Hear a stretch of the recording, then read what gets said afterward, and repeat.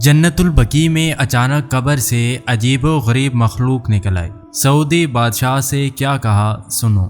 بسم اللہ الرحمن الرحیم۔ السلام علیکم پیارے دوستو، جنت البقیع میں قبر سے عجیب و غریب مخلوق نکل آئی۔ سعودی شہزادہ محمد بن سلیمان کو اس مخلوق نے ایسا کیا کہا کہ وہ بھی ڈر گیا۔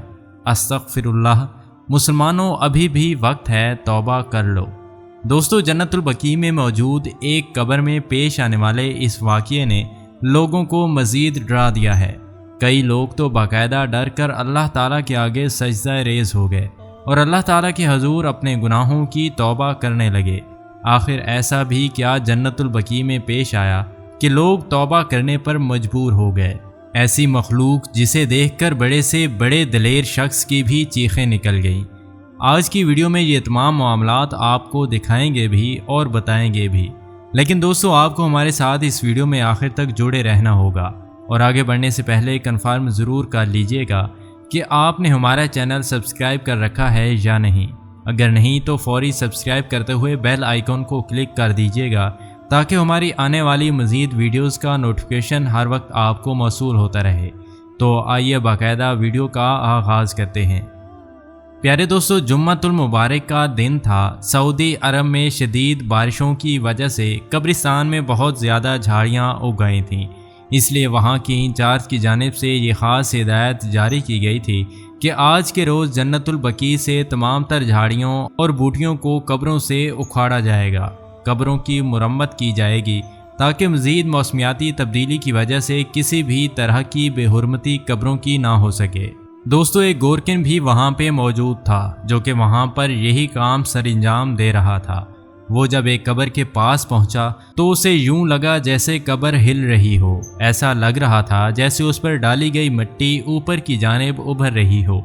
پہلے تو اسے ایک اتفاق لگا، اس نے وہاں سے جھاڑیوں کو اکھاڑا اور دوسری جانب چلا گیا، مگر کچھ دیر بعد باقاعدہ مٹی کھرچنے کی آوازیں آنے لگیں۔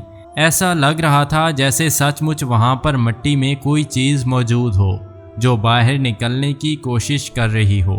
وہ قبر بھی تازہ بنی ہوئی تھی۔ تقریباً 2-4 دن پہلے ہی وہاں پر ایک شخص کو دفنایا گیا تھا۔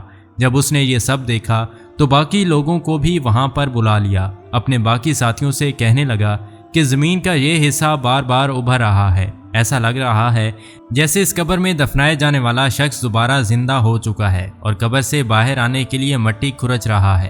جلد از جلد اس حصے کی کھدائی کرنی چاہیے۔ مگر دوستو، کوئی بھی آگے بڑھ کر اس قبر کو کھول نہیں رہا تھا۔ سب کہنے لگے کہ ہمیں انچارج کی مرضی کے بغیر اور کسی بھی مفتی کے فتوے کے بغیر اس قبر کو نہیں کھودنا چاہیے، ورنہ کچھ بھی ہو سکتا ہے۔ کیا پتہ یہ صرف اور صرف ہمارا وہم ہو یا اس قبر میں اس شخص پر قبر کا عذاب آ رہا ہو جس کی وجہ سے قبر یوں ہل رہی ہو۔ ہم کیوں اللہ تعالیٰ کے پوشیدہ رازوں سے پردہ اٹھائیں؟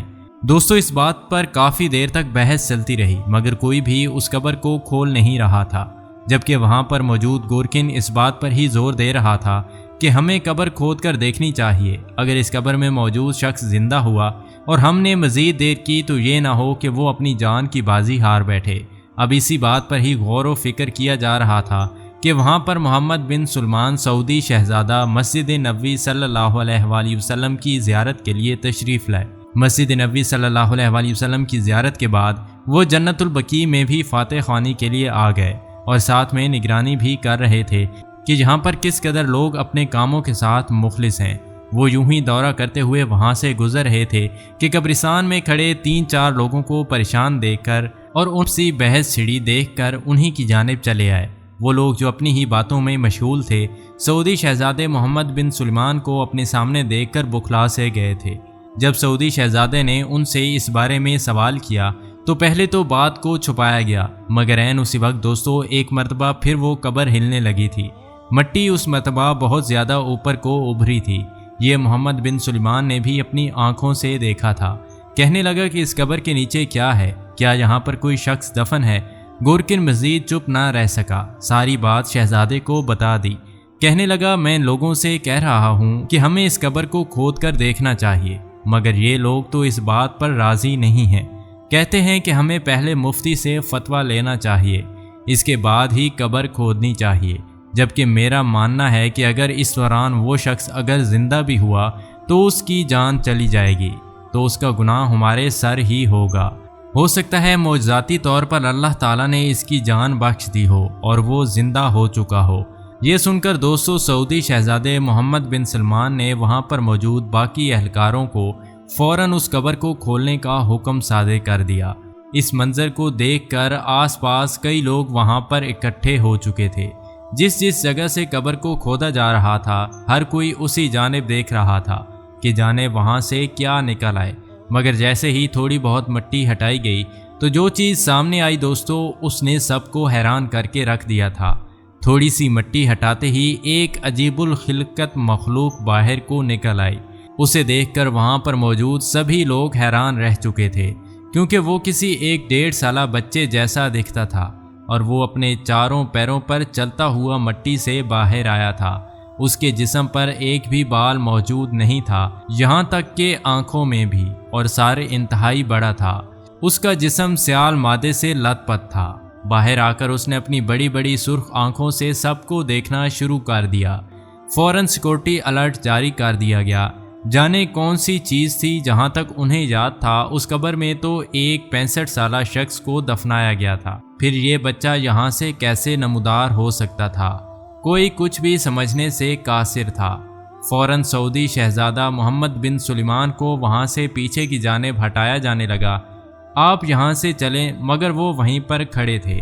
کہنے لگے کہ یہ کون سی مخلوق ہے، مجھے تو کسی انسان کا بچہ نہیں لگ رہا، پھر یہ بچہ وقت سے پہلے پیدا ہو گیا ہوگا یا پھر کوئی جینیاتی مسائل کی وجہ سے اس کا چہرہ یوں بگڑ گیا ہے۔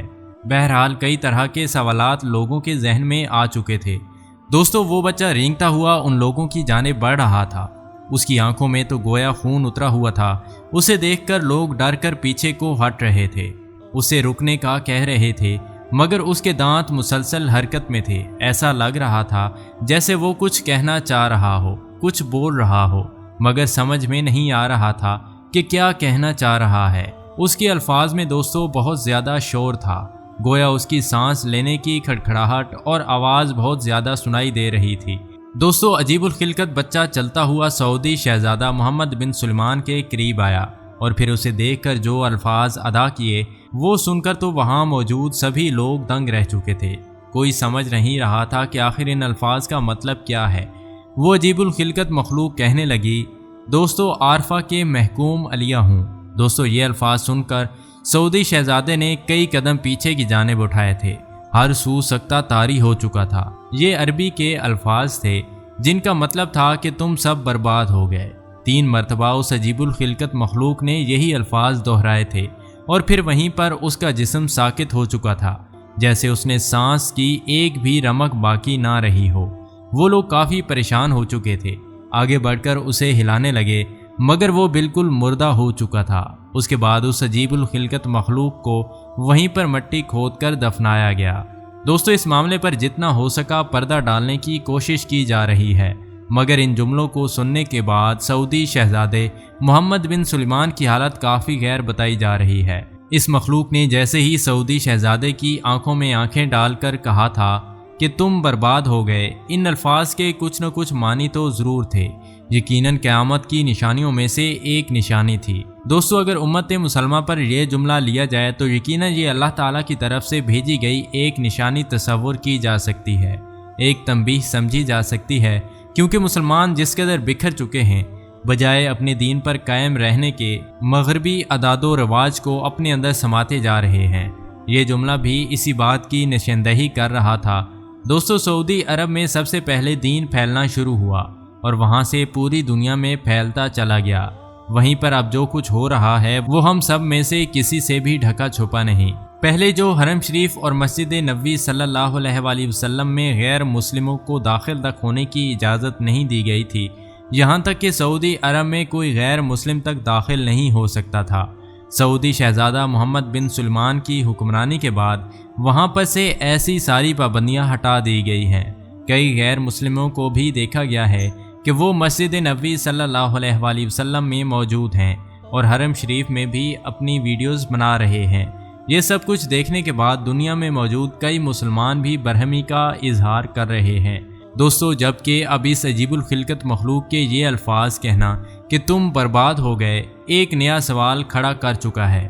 بہرحال سعودی عرب میں اس معاملے کو جتنا ہو سکا دبانے کی کوشش کی جا رہی ہے تاکہ لوگ اس معاملے سے آگاہ نہ ہو سکیں، مگر دوستو حقیقت آخر کب تک چھپائی جا سکتی ہے؟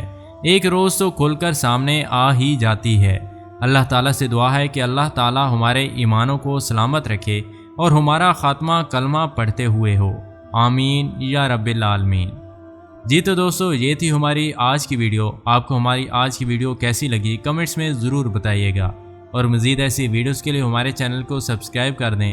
ملتے ہیں ایک نئی ویڈیو کے ساتھ، تب تک کے لیے اللہ حافظ۔